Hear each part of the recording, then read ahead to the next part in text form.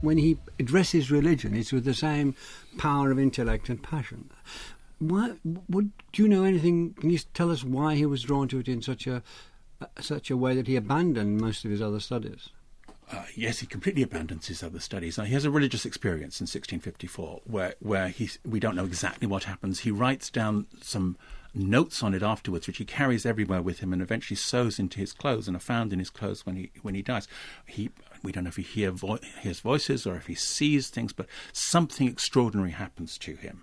And this is the culminating event in a long period of religious thinking, and his sister has gone into a nunnery, the nunnery run by the Jansenists at Port-Royal.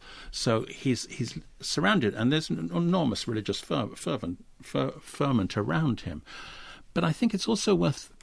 One of the ways of thinking about this is that what Augustinianism does is tell you that human beings act out of their passions.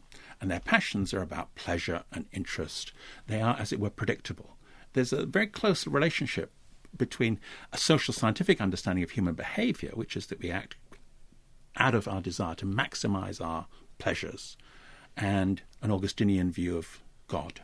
So one of the things you can then do is adopt a view that God is all-powerful, and at the same time human beings in their normal behaviour are comprehensible in terms of social motivations. He's also, Michael Moriarty, firmly of the opinion that you can't prove, there's no point in trying to prove by reason that God exists. This is pointless. That's right. And then he writes that inside this very provocative work called Provincial Letters, which is an attack on the Jesuits, which was like attacking Stalin in the 1950s. He could go undercover. It was eventually put on the Index. Can you give us the drive of Provincial Letters? Yeah. Basically, the issues keep on coming back to this. Is religion inclusive or exclusive? And that's that theme runs right through it. So at the beginning, the first few letters are about grace. The Jesuits teach grace is given to everyone. We decide whether we accept it or not. Pascal, following Augustine, says it's not given to everyone and it works if you have it. Okay, so it's a more exclusive kind of thing. It's given...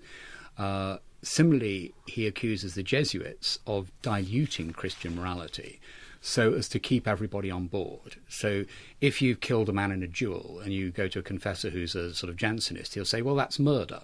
You go to a Jesuit and you say, well, I suppose you were doing it to defend your honour. Well, to defend your honour is itself perfectly legitimate, so it's not actually murder that you've done. That's the sort of... That's casuistry. That's casuistry. Yeah. It's the analysis of concrete moral problems, and some people think Pascal's treatment of it is unfair, but the point is that he's constantly insisting that Christianity is a demanding morality founded on the love of God, and the Jesuits have reduced it to a series of tick boxes of the sort of most mechanical kind, and they've diluted it so that sort of more or less everybody passes. And the third dimension to it, he says that they're doing this because they want to be modern. He has his Jesuit priest character saying, well, the fathers of the church, like St. Augustine, they were all very well, but they lived a long time ago. We need people for the modern age.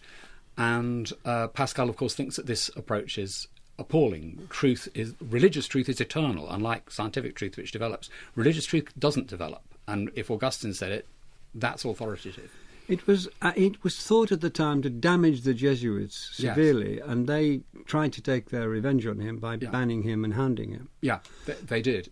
But I think the impact on it was pretty damning. I mean, 100 years later, the Jesuits were actually abolished by the Roman Catholic Church. And I think in some ways that's why some Roman Catholics are hostile to Pascal, because they think of the damage he did to the church.